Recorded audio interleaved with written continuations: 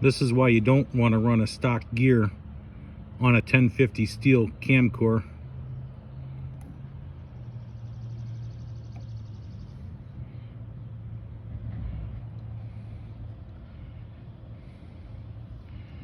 You can see the wear in each tooth right there on the edge.